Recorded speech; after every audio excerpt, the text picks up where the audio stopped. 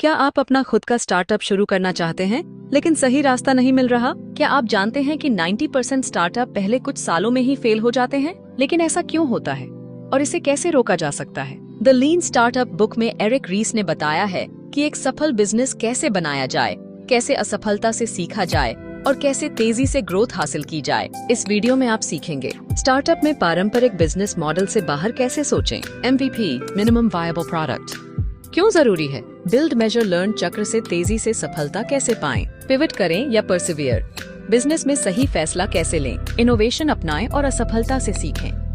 पहला अध्याय, सोच बदलें, पारंपरिक बिजनेस मॉडल से बाहर निकलें। जब भी हम किसी बिजनेस या स्टार्टअप की बात करते हैं तो पारंपरिक सोच यही होती है कि पहले एक परफेक्ट प्रोडक्ट बनाओ, फिर उसे बाजार में लॉन्च करो और उम्मीद करो कि ग्राहक इसे पसंद करेंगे। लेकिन क्या वाकई यह तरीका सही है? एरिक रीस की किताब द लीन स्टार्टअप हमें बताती है कि यह पुराना तरीका बहुत जोखिम भरा है और अक्सर स्टार्टअप को असफलता की ओर धकेल देता है।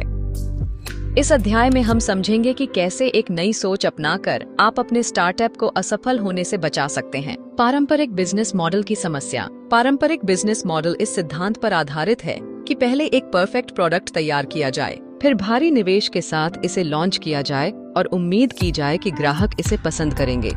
लेकिन इसमें दो बड़ी समस्याएं हैं। एक, बहुत ज्यादा समय और पैसा खर्च होता है। कोई भी प्रोडक्ट बनाने में महीनों या सालों का समय लग सकता है।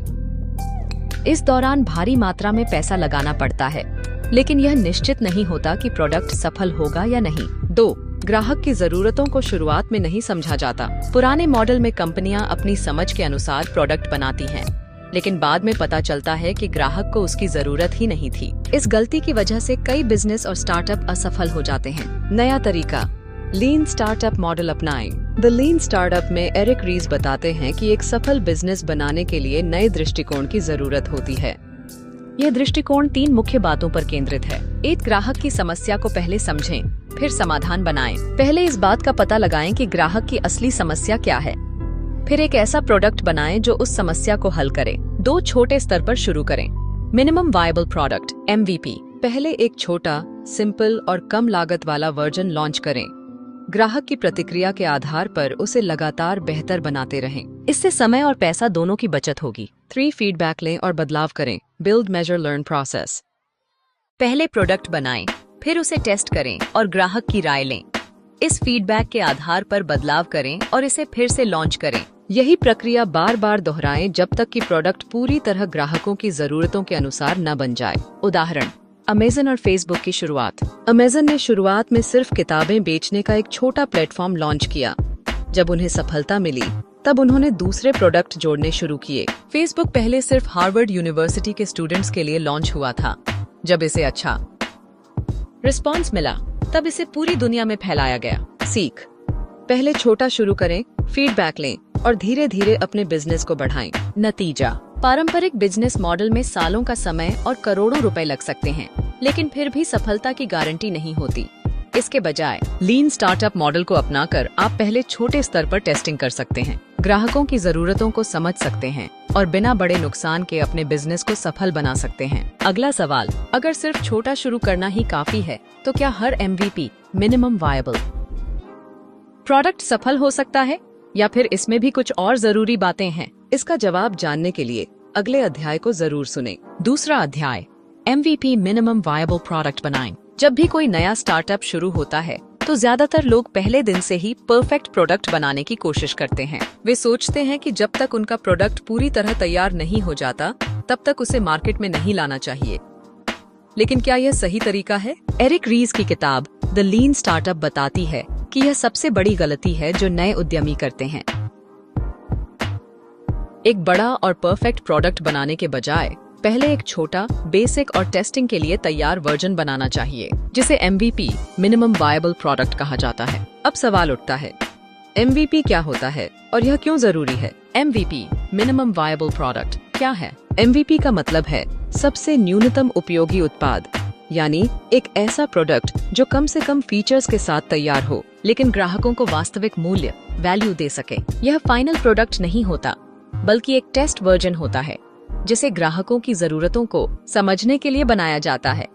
इसमें सिर्फ सबसे जरूरी फीचर्स होते हैं जिससे ग्राहक इसका इस्तेमाल कर सकें और अपनी राय दे सकें। इससे यह पता चल जाता है कि क्या ग्राहक को वाकई इस प्रोडक्ट की जरूरत है और क्या इसमें सुधार करने की जरूरत है। MVP क्यों जरूरी है? समय और पैसे की बचत होती है। एक परफेक्ट प्रोडक्ट बनाने में महीनों या सालों का समय लग सकता है और बहुत सारा पैसा भी खर्च होता है। लेकिन अगर लॉन्च के बाद पता चले कि ग्राहक को यह पसंद ही नहीं आया, तो पूरा पैसा और समय बर्बाद हो सकता है। MVP से हम पहले ही पता लगा सकते हैं कि क्या ग्राहक इस प्रोडक्ट को इस्तेमाल करना चाहते हैं। 2 ग्राहक की जरूरतों के अनुसार बदलाव किए जा सकते हैं। MVP को लॉन्च करने के बाद ग्राहक इसे कैसे इस्तेमाल कर रहे हैं, यह समझने का मौका मिलता है। उनकी फीडबैक के आधार पर हम जल्दी से सुधार कर सकते हैं और प्रोडक्ट को बेहतर बना सकते हैं। 3 असफलता का जोखिम कम हो जाता है।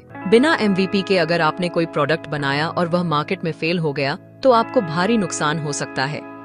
लेकिन MVP के जरिए पहले टेस्ट करके हम यह जोखिम बहुत हद तक कम कर सकते हैं। उदाहरण, बड़ी कंपनियों ने कैसे इस्तेमाल किया MVP।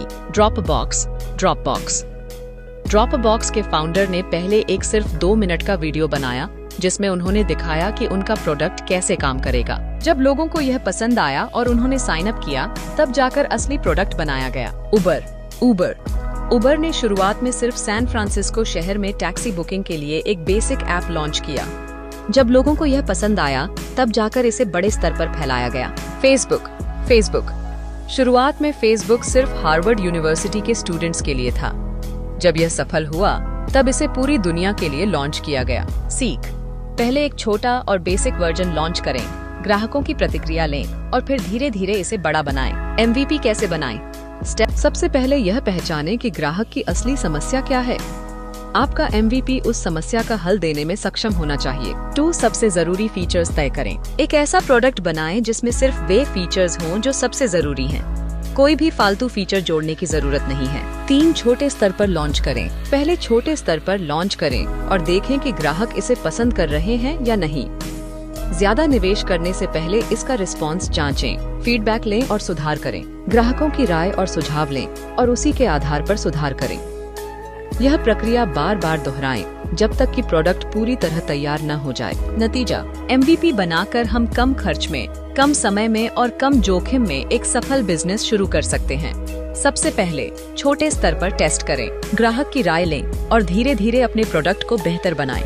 इसी रणनीति को अपनाकर फेसबुक, उबर और ड्रॉपबॉक्स जैसी कंपनियां अरबों डॉलर की कंपनियां बन गईं। अगला सवाल, अब हमने जान लिया कि MVP बनाना जरूरी है, लेकिन इसे कब तक जारी रखना चाहिए?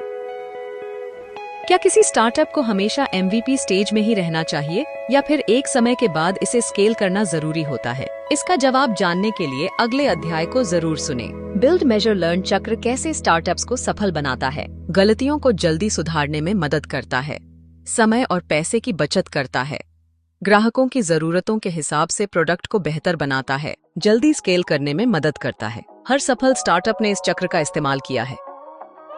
नतीजा, इस चक्र को अपनाने से आपका स्टार्टअप तेजी से ग्रो कर सकता है और कम समय में सफलता पा सकता है। सबसे पहले MVP बनाएं, ग्राहकों की प्रतिक्रिया को समझें, सीखकर लगातार सुधार करें। अगला सवाल, अब तक हमने सीखा कि बिल्ड मेजर लर्न चक्र कैसे स्टार्टअप को जल्दी और सस्ते में सफल बना सकता है। लेकिन एक सवाल यह उठता है, क्या हर बदलाव सही होता है या कभी-कभी हमें अपने मूल आइडिया पर टिके रहना चाहिए? अगर डेटा कहता है कि हमारा प्रोडक्ट नहीं चल रहा, तो क्या हमें उसे पूरी तरह बदल देना चाहिए? इसका जवाब जानने के लिए अगले अध्याय को जरूर सुनें। चौथा अध्याय, पिवट या परसिवियर बने रहें। हर स्टार्टअप के सफर में एक सवाल जरूर आता है, क्या हमें अपने आइडिया पर डटे रहना चाहिए या बदलाव पिवट करना चाहिए? गलत दिशा में आगे बढ़ने से अच्छा है सही समय पर बदलाव करना। लेकिन कब? एरिक रीज की किताब द लीन स्टार्टअप में इस पर गहराई से चर्चा की गई है। अगर आपकी रणनीति काम नहीं कर रही, तो क्या बदलाव करना चाहिए या लगे रहना चाहिए? आइए इसे विस्तार से समझते हैं। पिवट, बदलाव क्या है? पिवट का मतलब है किसी बड़े बदलाव की बजाय छोटे लेकिन महत्वपूर्ण बदलाव करना। बिजनेस मॉडल में बदलाव, प्रोडक्ट को नए तरीके से पेश करना, मार्केटिंग स्ट्रेटजी को बदलना। उदाहरण, इंस्टाग्राम पहले एक चेक इन ऐप था, लेकिन जब उन्होंने देखा कि लोग सिर्फ फोटो शेयर करने में ज्यादा रुचि रखते हैं, तो उन्होंने पूरी तरह से फोटो शेयरिंग प्लेटफॉर्म में बदल दिया। YouTube पहले एक वीडियो डेटिंग साइट थी, लेकिन जब लोगों ने इस पर अलग अलग वीडियो अपलोड करने शुरू किए, तो उन्होंने खुद को एक ओपन वीडियो प्लेटफॉर्म में बदल लिया। पिवट का मकसद होता है असली समस्या को पहचान कर समाधान ढूंढना। परसिवियर, बने रहें। कब करना चाहिए? हर बदलाव जरूरी नहीं कि सही हो। कभी कभी धैर्य और सुधार से ही सफलता मिलती है। अगर आपका डेटा कहता है कि लोग आपके प्रोडक्ट में रुचि दिखा रहे हैं, लेकिन छोटे बदलाव की जरूरत है, तो बने रहना चाहिए। अगर आपकी समस्या मार्केटिंग या यूजर एक्सपीरियंस की है, तो पिवट करने की बजाय ऑप्टिमाइजेशन करें। अगर आपके पास एक अनोखा समाधान है और ग्राहक धीरे धीरे इसे अपनाने लगे हैं, तो धैर्य रखें। उदाहरण, अमेज़न ने शुरुआत में सिर्फ किताबें बेची, लेकिन उन्होंने अपना मॉडल नहीं बदला, बल्कि उसी मॉडल को नए प्रोडक्ट्स तक बढ़ाया। टेस्ला ने इलेक्ट्रिक कारों को लेकर कभी अपने मिशन से समझौता नहीं किया, बल्कि धीरे धीरे अपनी तकनीक को बेहतर बनाया। परसिवियर का मतलब होता है अपने लक्ष्य पर अडिग रहकर सुधार करना। पिवट या परसिवियर का सही फैसला कैसे करें? ओन, क्या ग्राहक हमारे प्रोडक्ट से खुश हैं? अगर नहीं, तो पिवट करें। अगर हाँ, लेकिन कुछ सुधार चाहिए, तो परसिवियर करें। 2, क्या हमारी रणनीति काम कर रही है? अगर नहीं, तो पिवट करें। अगर सुधार की जरूरत है, तो परसिवियर करें। 3, क्या हम सही ग्राहकों तक पहुंच रहे हैं? अगर नहीं, तो अपनी रणनीति पिवट करें। अगर हाँ, लेकिन कुछ बदलाव चाहिए, तो परसिवियर करें। सही डेटा के बिना कोई भी फैसला न लें। पिवट और परसिवियर के फायदे और नुकसान। पिवट, बदलाव। परसिवियर, बने रहें। फायदा, नए अवसर मिलते हैं, नई संभावनाएं खुलती हैं, अपने मिशन पर फोकस बना रहता है। नुकसान, अगर बार बार बदलाव किए जाएं तो कंफ्यूजन हो सकता है। गलत दिशा में समय और पैसे की बर्बादी हो सकती है। कब करें? जब डेटा दिखाए कि मौजूदा मॉडल काम नहीं कर रहा, जब समस्या सिर्फ छोटे सुधार से ठीक हो सकती हो। नतीजा, हर स्टार्टअप के लिए यह सबसे बड़ा सवाल होता है, पिवट करें या परसिवियर करें। गलत समय पर पिवट करने से आपका आइडिया पूरी तरह से खत्म हो सकता है, पर ज्यादा देर तक परसिवियर करने से आपका समय और पैसा दोनों बर्बाद हो सकते हैं। डेटा देखें, कस्टमर की जरूरतें समझें और फिर सही फैसला लें। अगर बदलाव की जरूरत है, तो पिवट करें। अगर आइडिया सही है, लेकिन सुधार की जरूरत है, तो परसिवियर करें। अगला सवाल, अब तक हमने सीखा कि सही समय पर पिवट या परसिवियर करने का निर्णय लेना क्यों जरूरी है, लेकिन सवाल यह है, क्या पिवट करना हमेशा सही होता है, या कुछ स्टार्टअप बिना किसी बदलाव के भी सफल हो सकते हैं? क्या आपको अपने स्टार्टअप के मूल विचार को बचाने के लिए संघर्ष करना चाहिए या बदलाव को अपनाना चाहिए? इसका जवाब जानने के लिए अगले अध्याय को जरूर सुनें। 5वां अध्याय, इनोवेशन को अपनाएं, असफलता से डरें नहीं। क्या आपको लगता है कि असफलता का मतलब हार मान लेना है? क्या नए आइडिया को अपनाने का मतलब जोखिम उठाना है? अगर हाँ, तो यह अध्याय आपकी सोच बदल सकता है। एरिक रीज अपनी किताब द लीन स्टार्टअप में बताते हैं कि असली सफलता उन लोगों को मिलती है जो नए विचारों को अपनाने और असफलताओं से सीखने के लिए तैयार रहते हैं। इस अध्याय में हम सीखेंगे कि इनोवेशन क्यों जरूरी है और असफलता कैसे सफलता की सीढ़ी बन सकती है। इनोवेशन क्या है? इनोवेशन का मतलब सिर्फ नया आइडिया लाना नहीं है, बल्कि चीजों को बेहतर और ज्यादा प्रभावी बनाना है। समस्या को नए तरीके से हल करना, मार्केट की जरूरतों को ध्यान में रखकर प्रोडक्ट या सर्विस में सुधार करना, तेजी से बदलती टेक्नोलॉजी को अपनाना। इनोवेशन जरूरी क्यों है? आज के समय में अगर आपका बिजनेस बदलाव को नहीं अपनाता, तो वह खत्म हो सकता है। नोकिया ने स्मार्टफोन इनोवेशन को अपनाने में देरी कर दी और मार्केट से बाहर हो गया। कोडक ने डिजिटल कैमरा इनोवेशन को नजरअंदाज किया और दिवालिया हो गया। नेटफ्लिक्स ने डीवीडी रेंटल से ऑनलाइन स्ट्रीमिंग तक इनोवेशन किया और आज एक बड़ी कंपनी बन गई। सीख, अगर आप इनोवेशन को नहीं अपनाते, तो कोई और करेगा और वह आपसे आगे निकल जाएगा। असफलता से डरे नहीं, उससे सीखें। क्या आपको पता है कि दुनिया के सबसे सफल लोग कई बार असफल हुए थे? थॉमस एडिसन को 1000 बार फेल होने के बाद बल्ब बनाने में सफलता मिली। एलोन मस्क की स्पेसएक्स कई बार फेल हुई, लेकिन उन्होंने सीखा और आज स्पेस इंडस्ट्री में क्रांति ला दी। जे.के.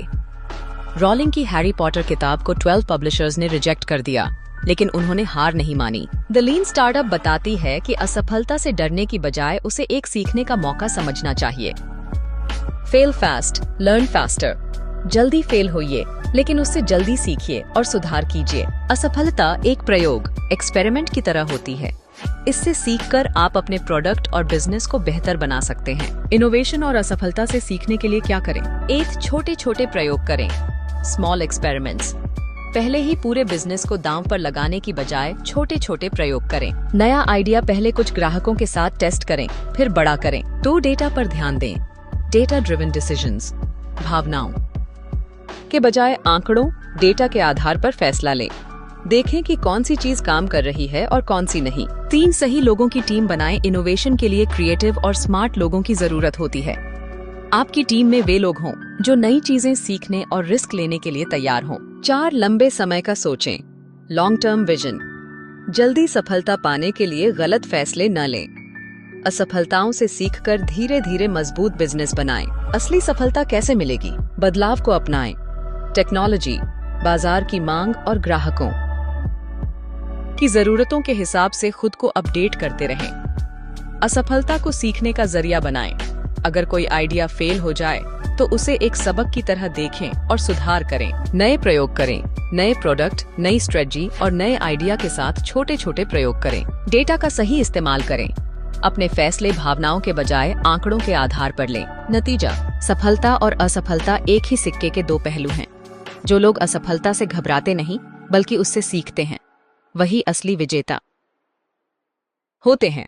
बदलाव और इनोवेशन को अपनाना ही आज के बिजनेस की सबसे बड़ी जरूरत है। अब आपके लिए एक सवाल, अगर आपके स्टार्टअप का आइडिया बार बार फेल हो रहा है तो क्या आपको उसे पूरी तरह से छोड़ देना चाहिए या फिर उसमें बदलाव करके नया अवसर तलाशना चाहिए? इसका जवाब जानने के लिए कमेंट करें और अपने विचार बताएं। अगर वीडियो पसंद आया हो तो लाइक करें, शेयर करें और चैनल को सब्सक्राइब करें। हमारे चैनल पावर ऑफ थिंकिंग पर और भी बेहतरीन बुक समरीज देखें और सुनें।